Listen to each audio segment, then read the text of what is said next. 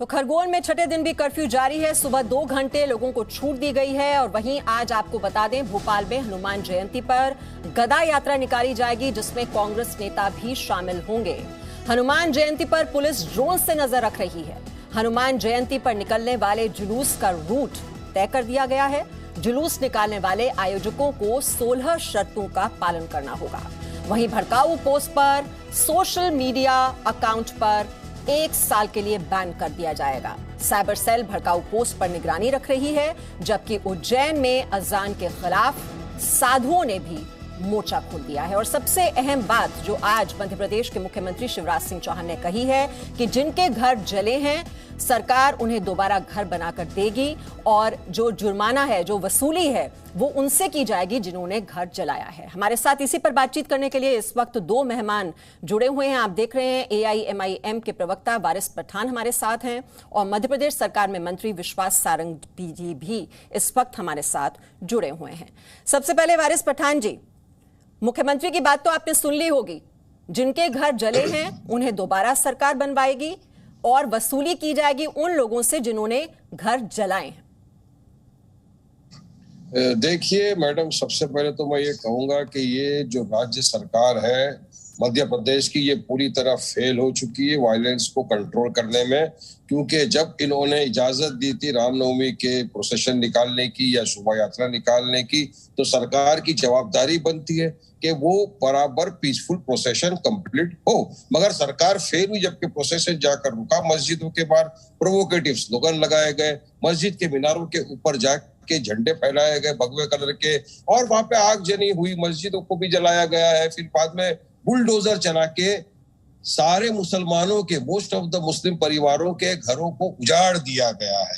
अब वो अपना फेस बचाने के लिए सरकार, उनकी फेलियर उनको समझ में आ गया है कि उनकी फेलियर की वजह से सब हुआ है, तो अब वो चाहते हैं कि लिपापोती करके किसी का घर अगर जल गया तो उसको बना दे। अरे खरगोन में तो यहाँ तक देखा गया है मैडम कि जो प्रधानमंत्री आवास योजना बुलडोजर चल रहा है, अगर आरोपियों के घर पर, दंगाइयों के घर पर इतना दर्द क्यों हो रहा है आपको? मुझे दंगाइयों के घर टूटने पे दर्द इसलिए हो रहा है, या दर्द नहीं भी होना चाहिए तो इसलिए हो रहा है क्योंकि ये कायदे कानून के खिलाफ है। अगर आपको पता है कि ये दंगा इन्वॉल्व है तो यहाँ पे कोर्ट ऑफ लॉ है, उसको आप कोर्ट में लेकर जाइए, सब उसको नोटिस दीजिए, कोर्ट फैसला करेगी कि इसका घर अवैध था। उसके बाद में कोर्ट के आदेश से ही आप जो भी कार्रवाई कर सकते हैं। मगर यहाँ तो इंस्टेंट जस्टिस हो गया, किसी को मौका ही नहीं दिया सुनवाई का, सीधे गया बुलडोजर, धाड़ से घर उखाड़ के फेंक दिया। अरे सर, आप किसी का घर बसा तो नहीं सकते, तो आपको उजाड़ने का अधिकार किसने दिया? कोर्ट। अपना देश संविधान पे चलेगा, कोर्ट कायदे पे चलेगा, या ठीक है, जवाब ले लेते हैं विश्वास सारंग जी, किस कानून के तहत ये घर बुलडोजर से रौंद दिए जा रहे हैं, ये सवाल कर रहे हैं वारिस पठान जी। मीमांसा जी, वारिस पठान जी इस विषय पर शायद 4-5वीं बार मेरे सामने बैठे हैं अलग अलग चैनल्स पर, और मैंने हर चैनल पर ये बात को रिपीट किया है कि मध्य प्रदेश में जो भी हमने दंगाइयों के खिलाफ किया है वो संविधान की व्यवस्था के अनुसार किया। हमने किसी भी नियम को तोड़ने का काम नहीं किया, नियम पालन करने का काम किया। मीमांसा, मैं आपको बताना चाहता हूँ, मध्य प्रदेश में हमने एक कानून पास किया है, prevention of damage to public and private properties and recovery of damages. इसके तहत हमारी सरकार को, हमारे प्रशासन को यह अधिकार है कि कोई भी दंगाई यदि दंगा करता है, अनर्गल काम करता है, तो हम उसने जो डैमेज किया है पब्लिक या प्राइवेट प्रॉपर्टी को, उसके खिलाफ कार्रवाई भी करेंगे और उसकी रिकवरी भी हम उसी दंगाई से सुनिश्चित करेंगे। उसके लिए हमने ट्रिब्यूनल बनाया है। पहला कानून तो ये हुआ जिसके तहत कार्रवाई हो रही है। दूसरा कानून जो वारिस पठान जी कह रहे हैं कि आपने कोर्ट नहीं गए, आपने नोटिस नहीं दिया, मैं ये मानता हूं कि वारिस पठान जी थोड़ा बहुत ज्ञान रखते होंगे। मैं ये बात विचार करते हुए ही ये बात कह रहा हूं। देखिए, हर जगह अवैध निर्माण के लिए, जिसको अतिक्रमण कहा जाता है, उसको तोड़ने का, उसकी जांच करने का अधिकार वहां की लोकल सेल्फ बॉडी को, चाहे वो नगर पालिका हो चाहे नगर निगम। और यदि वो अवैध पाया जाता है, अतिक्रमण पाया जाता है, तो उसको तोड़ने का अधिकार है। उसमें कहीं कोर्ट नहीं आता, तो ये 2 कानून के तहत हमने कानून का पालन करते हुए कार्रवाई की है। इनके पेट में तो दर्द इसलिए हो रहा है कि ये दंगाइयों का साथ देना चाहते हैं। इनके पेट में दर्द तो इसलिए हो रहा है कि ये दंगाइयों का संरक्षण करना चाहते हैं। मैंने बताया, पहला कानून prevention of damage to private and public property and recovery of damages, और दूसरा लोकल सेल्फ बॉडी को अतिक्रमण हटाने का। आपने दोनों कानून का हवाला दे दिया। विश्वास सारंग जी जवाब ले लेते हैं, जवाब ले लेते हैं पहले। नहीं, मुझे लेट मी फिनिश। आपके चैनल के माध्यम से, देश के बाकी चैनल्स के माध्यम से, पब्लिक डोमेन के माध्यम से, हमारी जानकारी के हिसाब से जिन ने पत्थर चलाए, जिनने दंगा किया, उनको आइडेंटिफाई किया गया। आइडेंटिफाई करने के बाद ये देखा गया कि वो जहां रहते हैं, जहां धंधा करते हैं, जहां बिजनेस करते हैं, वो वैध है या अवैध है।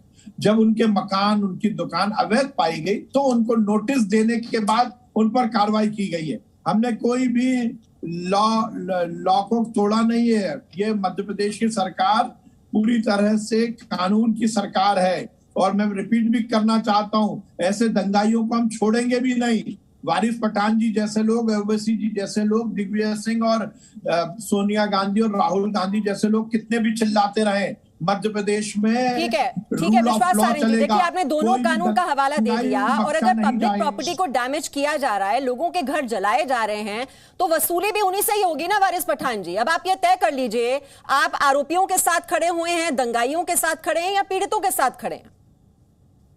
देखिए, दंगा हुआ किसकी वजह से? राज्य सरकार की नाकामी की वजह से, राज्य सरकार की फेलियर की वजह से, स्टेट कंप्लिसिटी की वजह से ही इतना कम्युनल फ्लेयर अप हो सकता है। हिमांशु जी, आप समझ लीजिए, अगर स्टेट का हाथ नहीं हो तो इतना बड़ा वायलेंस नहीं हो सकता जब तक स्टेट की रजामंदी नहीं हो। हमने देखे हैं वीडियो, आपने देखा है, तमाम देशवासियों ने देखा है कि पुलिस प्रशासन देख रहा है, वहां पर मस्जिदों को आग लगाई जा रही है। और अभी जैसा कि मंत्री जी ने कहा, मैं इनकी बात से सहमत नहीं रखता। वारिस पठान जी, जिनके घर जल गए उनमें से गरीब लोग भी हैं, अनुसूचित जाति के लोग भी हैं जिनके घर जलाए गए हैं, उनके लिए कोई हमदर्दी नहीं है आपके दिल में?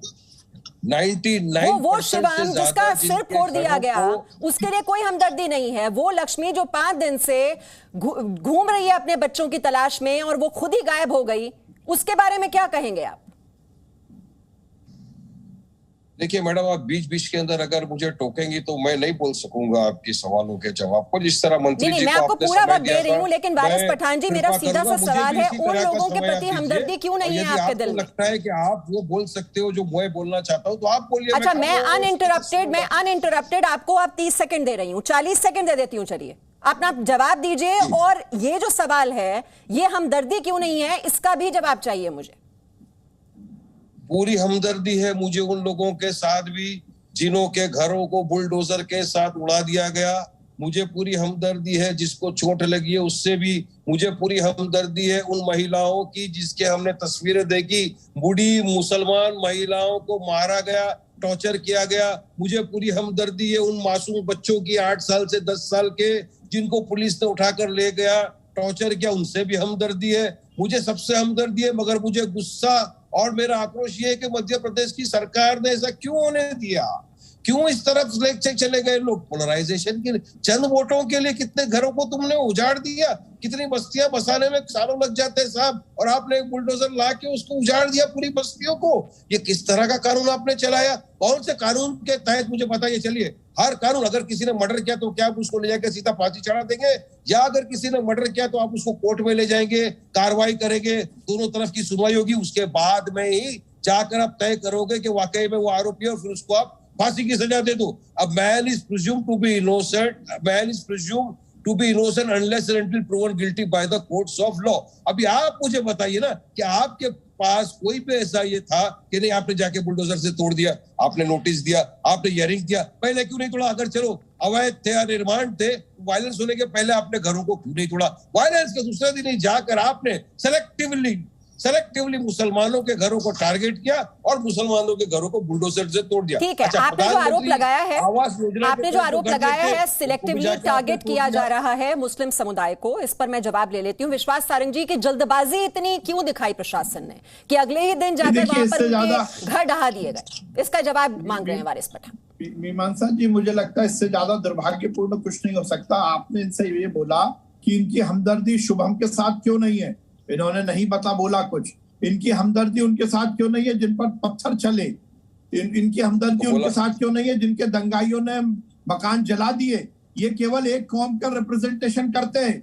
और देखिए, ये सरकार दोषी नहीं है वारिस पठान जी, आपके नेता ओवैसी और ओवैसी के छोटे भाई दोषी हैं, जो ऐसे समय समय पर भाषण देते हैं और मुसलमानों को ये हौसला अफजाई करते हैं, जो ये कहते हैं कि हम खाएंगे यहाँ और गाएंगे पाकिस्तान की। जब आप इस मानसिकता को इस देश के मुसलमानों के मन और मस्तिष्क में उतार देते हो, तब वो रामनवमी के जुलूस पर पथराव करता है। आप झूठ बोल रहे हैं, आप गलत बयानी कर रहे हैं। उस दिन रामनवमी के जुलूस में कहीं भी किसी भी तरह से कोई भी ऐसा स्लोगन नहीं था, ऐसे नारे नहीं लगाए गए जो कि रिएक्टिव होते या जिसके कारण रिएक्शन होता। मुझे आश्चर्य है, आप कह रहे हैं कि हमने दंगा करा दिया। एक तरफ आप बोल रहे हैं कि जुलूस में, माफी के साथ मेरे पास वक्त इतना ही है, मैं बस एक जवाब लेना चाहती हूँ। ये बता दीजिए वारिस पठान जी, क्या धर्म देखकर क्या सजा दी जाएगी? एक तरफ ये कह रहे हैं कि देखिए, हमने दंगा कराया, दंगे क्यों, तो मैं बताता हूं। मुसलमानों का रिएक्शन है। वारिस पठान जी, धर्म देखकर क्या आप सजा दी जाएगी?